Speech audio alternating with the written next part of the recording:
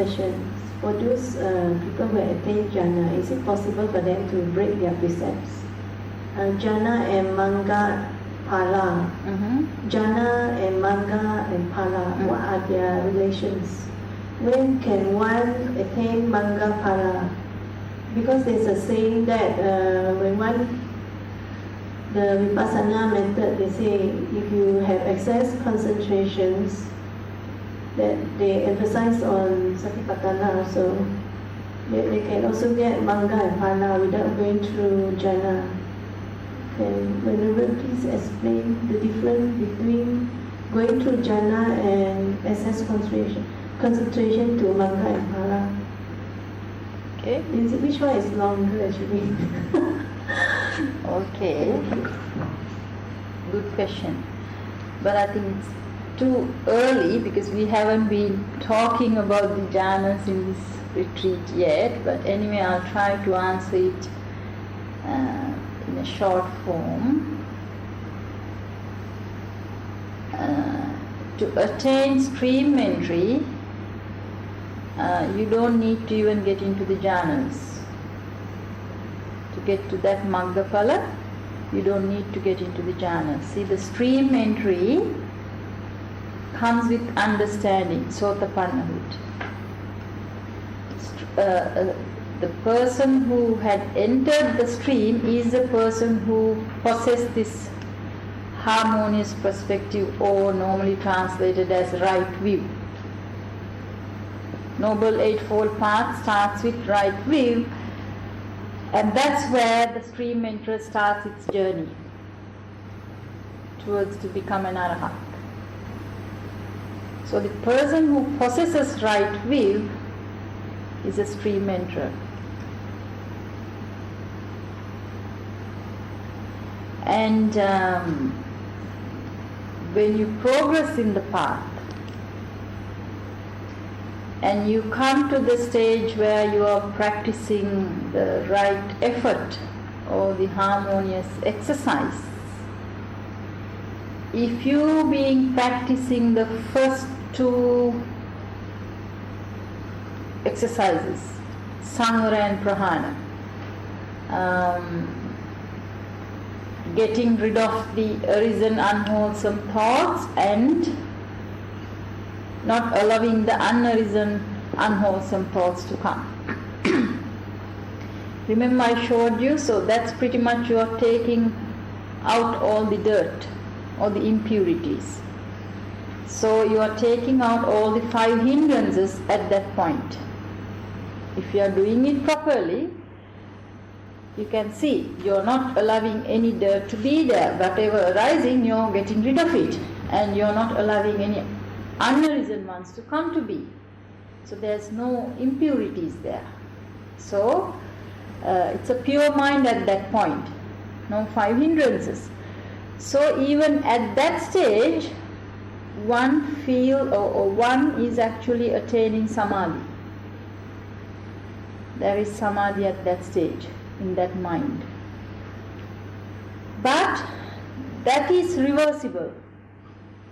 The minute you are going to stop the cleaning process, it's just suppose someone is actually keep cleaning this room, keep sweeping this room, whatever the rubbish she sees or he sees, they keep cleaning, and they don't let any new pollutants to come in also. They have secured this room, closing the windows, closing the doors, so no new dirt is coming in, and whatever in there, they are keeping it out, cleaning it out.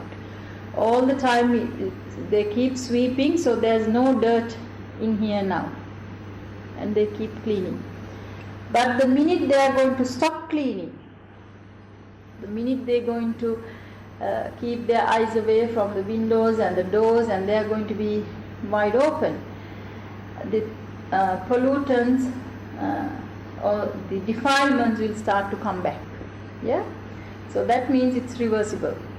The minute you stop that effort, you're back,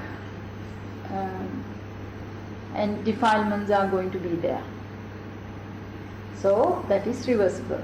But if you pass those two stages, so up to those two stages, this is what they call the samatha samadhi, tranquilizing the mind, getting rid of all the five hindrances and emotions, and there's a tranquility in that mind. It's called the samatha samadhi, and you can see it's necessary for you all to progress to the next step. Without doing these two steps, how on earth you are going to do the bhavana or the meditation, cultivating of the 7 factors on enlightenment? No way.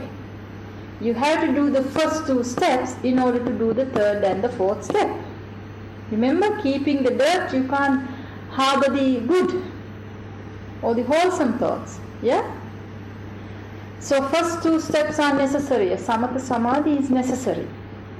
And then after you pass that stage, there comes the bhavana part, the 3rd stage in the exercise, bhavana, or cultivating the 7 factors of enlightenment, or cultivating the wholesome thoughts. And this is where this is going to overlap with samma sati. Remember, 7 factors of enlightenment started with sati. So from that point onwards, whatever that's going to take place in the mind is actually going to engage your rational thinking, your brain, your mano part. So whatever the changes that's going to happen from that point onwards is irreversible.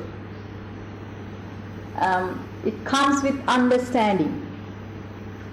Before it wasn't with the understanding, it was cleaning. And if anyone can do this cleaning, they can attain samadhi, samatha samadhi.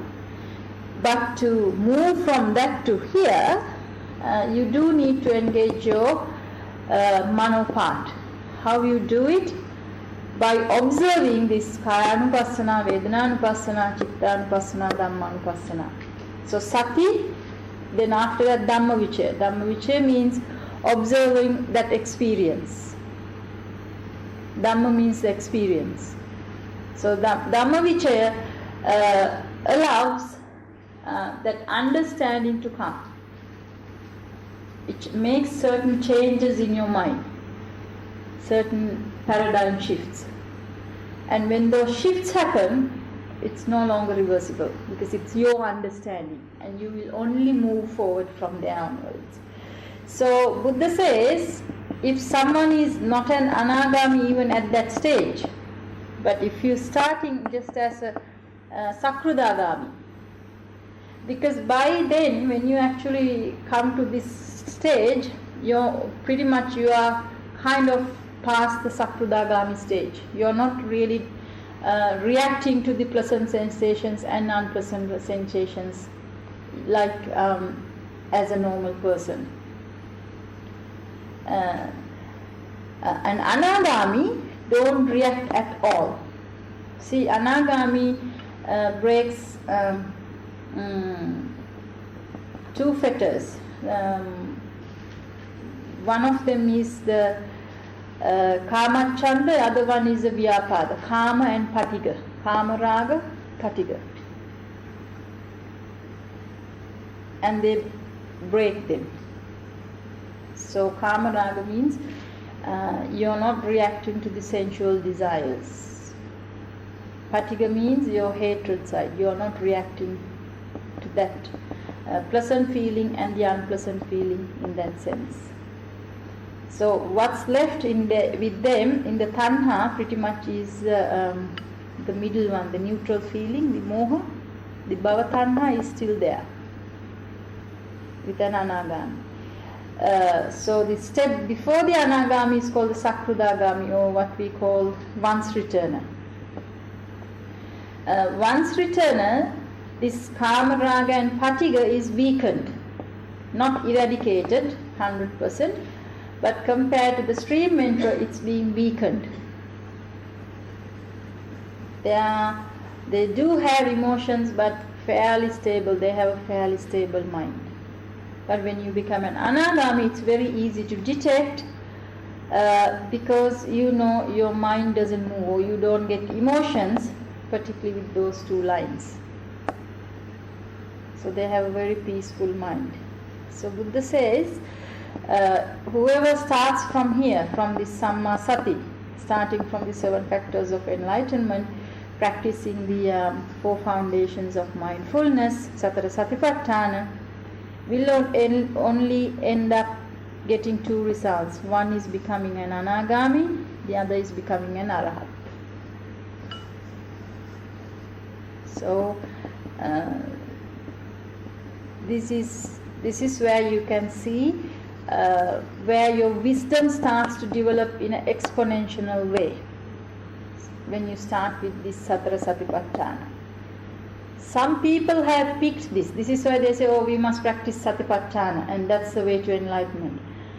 And you just come and sit and try to do the Satipatthana, no way you're going to get any results, because you haven't built up your foundation steps. You have to start from the Samma Ditti to up to Samma Vayama and complete even the first 2 jobs, and then you start this. And when you start this Bhavana part, cultivating the 7 factors of enlightenment, that's the part we call Vipassana.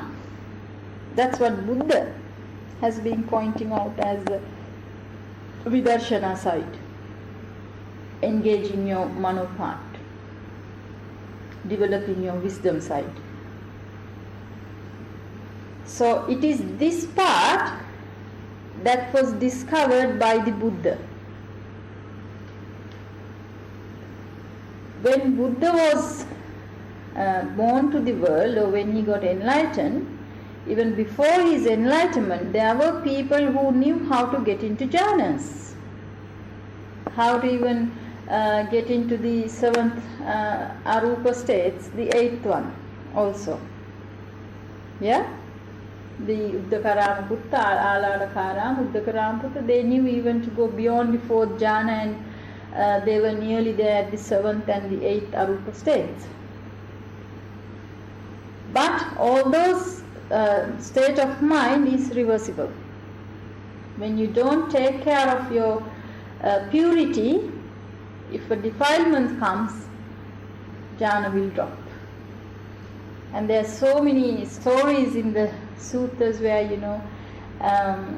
they talk about these ascetics being practicing and having high psychic powers, but all of a sudden seeing a beautiful woman, getting the desire, they drop their psychic powers and also the jhana. And some who were doing the astral traveling, but after seeing and the mind gets defiled, they drop to the ground. So that's the reason. If you haven't developed from the Vipassana side, or haven't developed the 7 factors of enlightenment, it's reversible. So what Buddha introduced is this this part from this bhavana. But he started this journey from Sammaditthi. The Noble Eightfold Path starts with Sammaditthi, with the understanding. See, all the others were just doing it with no understanding. See, if you tell a kid to come and clean this, he will do it, but he won't understand why you are doing it, what you are expecting, where you are going to reach, or what the final aim or the goal, he won't know. Just will keep cleaning. So it was like that at that time. No one had the proper understanding. So Buddha started this path with right understanding. And Buddha says the Noble Eightfold Path only come to the world or among us, to the, this knowledge comes to the human beings, to their hand, only after a Buddha proclaims that to the world. From his own understanding, he understands, and then he actually tells it to the world. Only through a Buddha that you get this Noble Eightfold Path. After that, many people can copy it, as long as people practice it, whether they call themselves Buddhist or whoever, doesn't matter. As long as they practice with understanding, starting with understanding, they will find the results. Arahatship. But it only comes to be through a Buddha's, words. See, you can see from the chart where the bhavana, the 7 factors of enlightenment, what you do is actively practice the 4 foundations of mindfulness. And when you do that, and then Dhamma is you keep observing this experience, then the virya builds up, the priti, the rapture comes, the passaddhi comes, and then you come to samadhi. That samadhi is called samma samadhi. So there's a normal kind of samadhi where you say samadhi up to that point where if you do the samvara prahana, just the first 2 steps, they call just the samadhis. If you are following this proper way through the samma sati or through the satipatthana, you develop your samadhi, then it becomes a samma samadhi. And samma samadhi is the base for the wisdom to give rise. So that's actually the proper vidarshana. And you can see if someone can practice this with understanding, you can see how they can actually finish or come to the final destination with no problems. But coming to that stage is a hard work.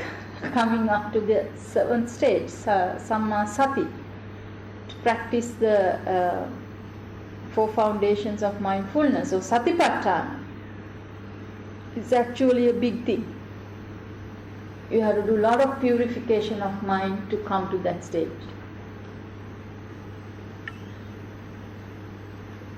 Did I answer your question or not really? You can ask if it's not clear.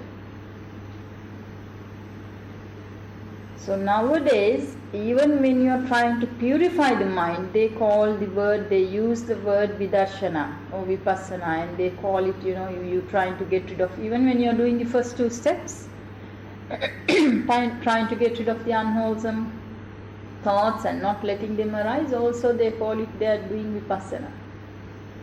This is why the confusion is there. And you can see if someone is saying, well, when you are doing the vidarshana, you don't need samadhi. You can say it's a baseless statement. Because in 7 factors of enlightenment, samadhi is there. You see? There's no way you're going to bypass it. It's there. All these comments come from not understanding the Dhamma. They haven't seen the Dhamma. They haven't connected it. See, I hear this argument so many times, this vipassana people saying, oh, no need to have samadhi, no need to have jhana. But you see, in the 7 factors of enlightenment, the last 2 stages are first jhana and the 4th jhana. And it's something that happens to you naturally.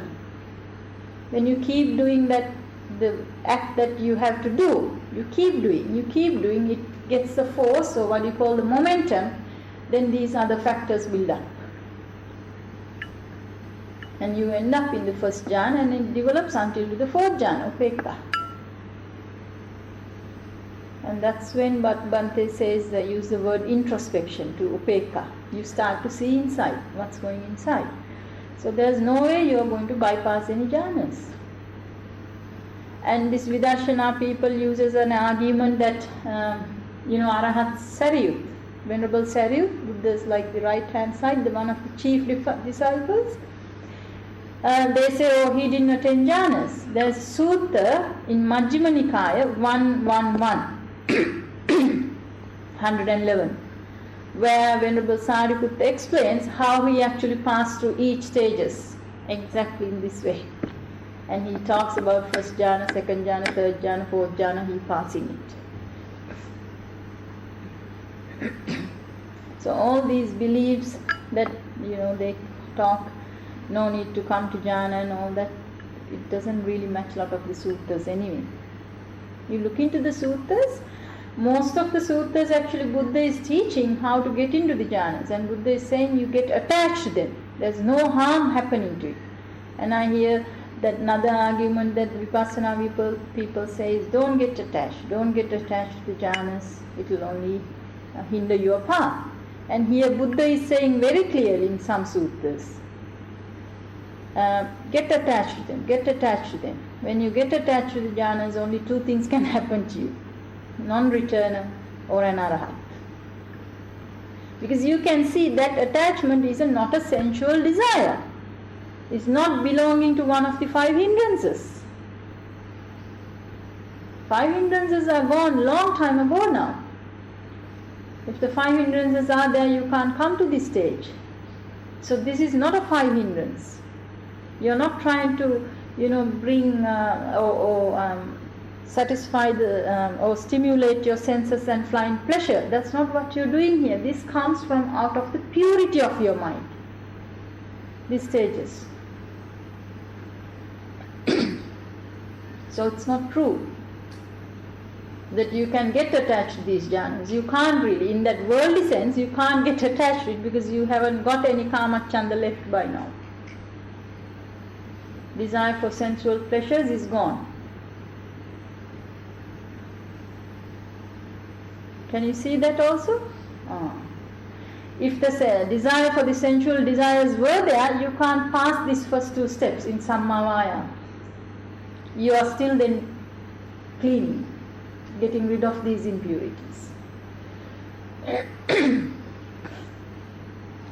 So jhanas are a must, and you don't have to really get in there, because it will happen to you automatically if you keep doing this Satara Satipatthana properly, or if you practice the Satipatthana properly, it will happen to you. You will get to that destination.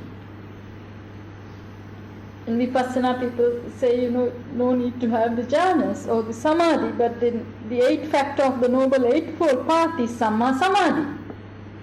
Then why on earth would Buddha put that there? If there's a shortcut, they have taught it.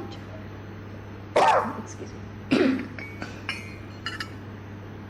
Yeah? Their logic behind is, they are saying to attain to jhanas is very difficult, which is so true. But just because it's difficult, you can't bypass it. Difficult doesn't mean it's impossible, it's possible. You have to follow the right way, that's all. Practice it. Just because it's difficult, we can't get rid of it. It's in the path. The thing you have to be very careful is not to argue with people, because you will never find a, peace then.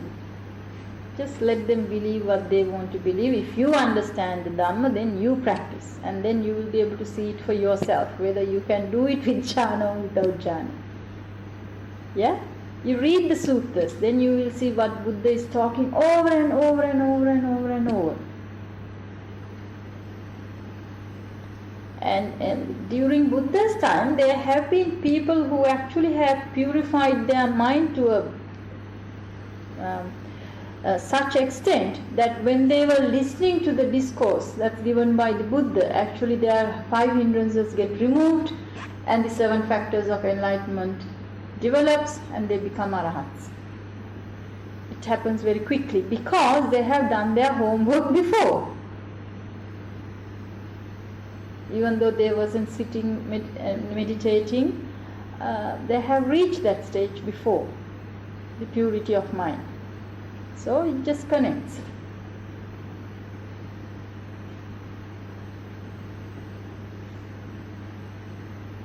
And in the Satipatthana Sutta, actually Buddha talks about, people being able to attain arahathood if they're being practicing this Satipatthana even for an hour. There have been people who have just started the Satipatthana, they got enlightened. After about an hour, they have got enlightened. After about a week, got enlightened. The maximum period Buddha gives is actually a week. And normally Buddha doesn't give any guarantees. He doesn't give any time periods. But Buddha says if someone practices this satipatthana for 7 days consecutively and throughout, I guarantee that they will become an anagami or an arahat. Because that's a must. When the momentum is building up, it will only move forward. And if you keep doing this Satara Satipatthana, so if you are starting as a basic person, I think the 7 days is enough for you all to get into the Upekka stage.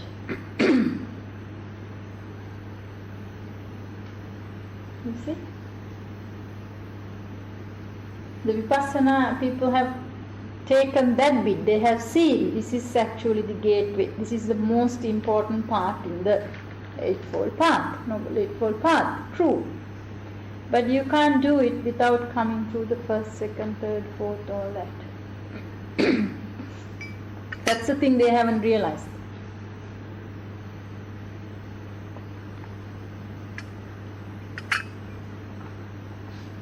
But I guess practicing any meditation will help you all to purify the mind anyway, because they don't teach you to develop 5 hindrances. I guess every tradition teaches you all to get rid of the hindrances. So at least you will gain the purity of mind, you will get into the samadhis if you do it properly. But if you are not being taught the proper way from there onwards, that's where the problem starts.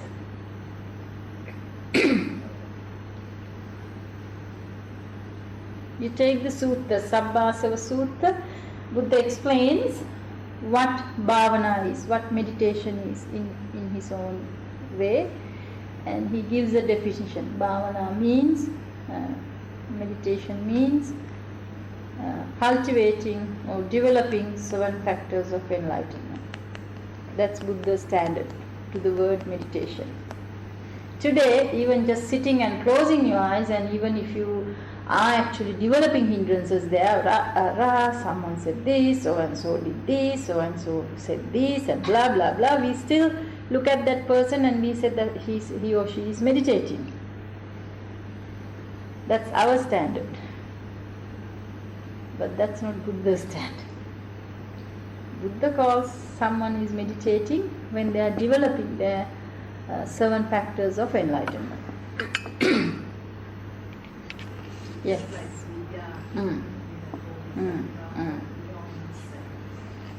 Yeah. Yeah, so people who have been training in their previous lives, that has an effect in this life.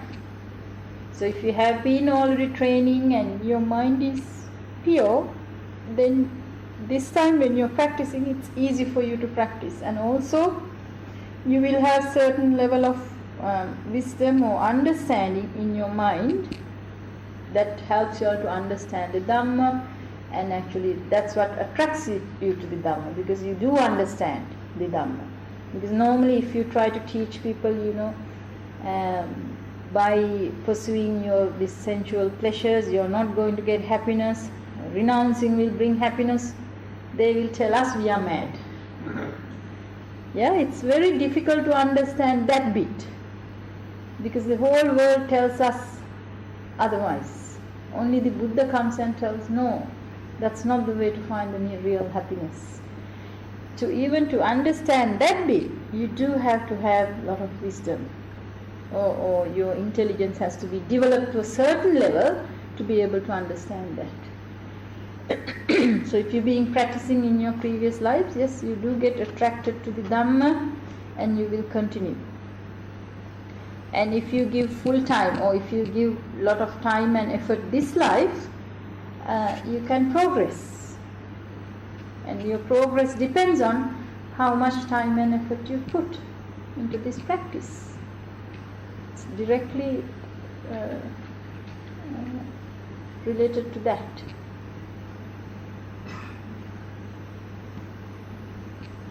Be announced to the pastor. Yes, this is why people become monks and nuns, because then it's easy for them to do it. See, there's no way as a lay person you're going to practice this satipatthana.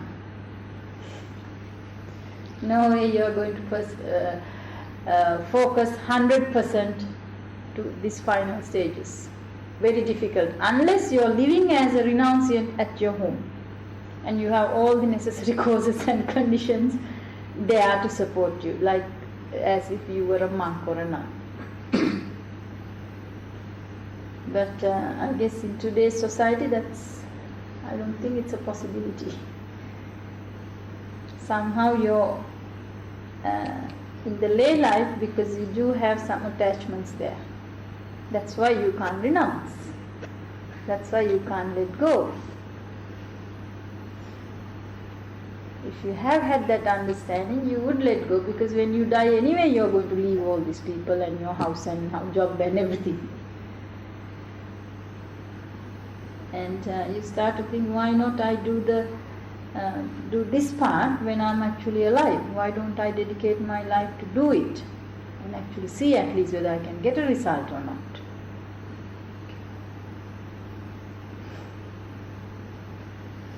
But not many can do that. We are too attached. Our attachments are very strong. They are born into the bones. Yes, so we put the word responsibilities to mask our attachment. That's the board that we bring forward. Because if that's the case, then you should not die at all. You should keep hanging on to fulfill your responsibilities, because you haven't done them, finished them. There you go, then why you're holding on to? If your body is not yours, your wife is not yours, your child is not yours.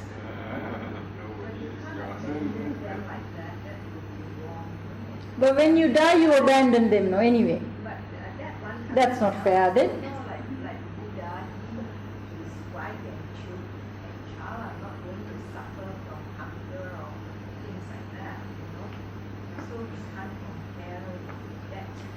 So, haven't you given your children a good education and helped them to know the good and the bad and the right and the wrong, and now they have put the feet on the ground and they can work and earn something and look after them?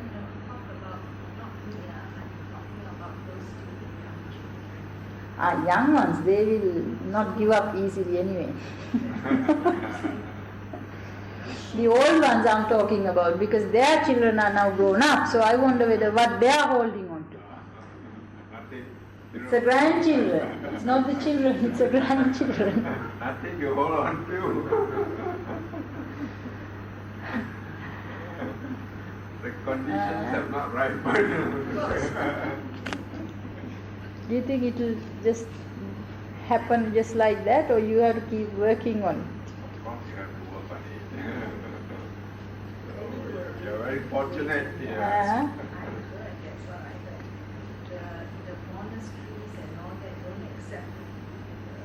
Old people? Even the monastery discriminate against the old. They are a burden to them. This is why you have to do it when you are young. And when you are old, it's not easy, because you have already got a lot of habits inbuilt, lot of defilements and lot of habits, so you have to keep undoing them. But when you are young, it's easy. Your mind is not that polluted. If you can actually start this journey when you are really young, 10 years, 11 years, and then you develop very easy, because you can keep your mind pure. And for young ones, easy. They have the energy and everything. But old means doesn't mean it's too late. Well, let's try. Keep trying.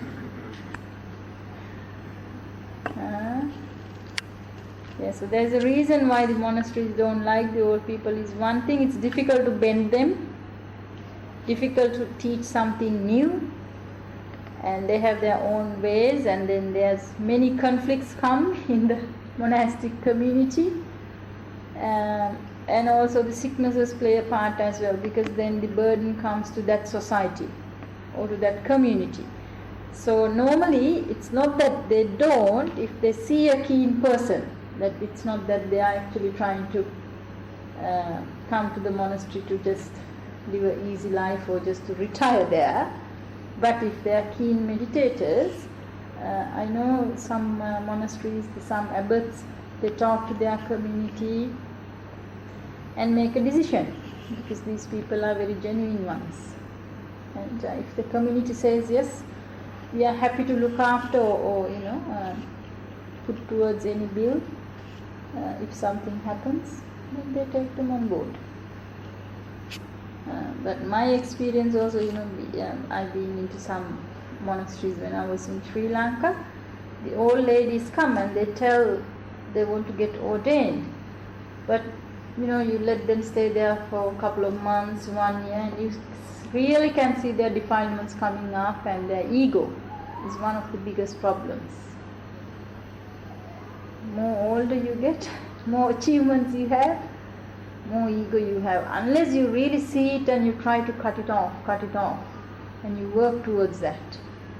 But a lot of the old people doesn't seem to really get that message. They think they know it all, and even more than the abbot or the abbess. So they all find problems, and then it becomes a bit ugly also. There's an elderly person arguing and this and that, and the monks and nuns have to counter argue or try to explain, and it's not a pleasant situation.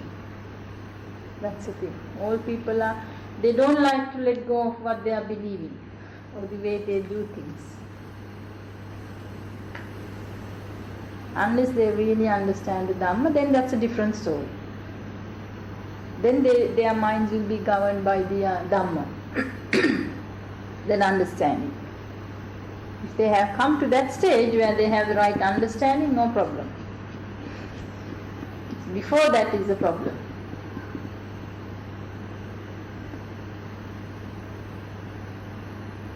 Any other questions? If not, then we'll listen to Bhante's talk. Otherwise, we'll be spending a lot of time. So, brother, can you put that one, the 5th talk? Yes.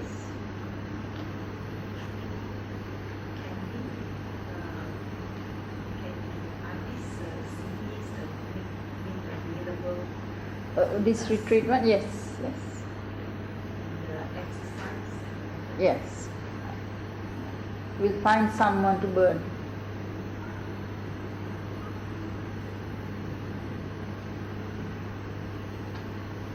So in this talk, actually Bhante explains what we've been doing throughout today, and also what you are going to do tomorrow.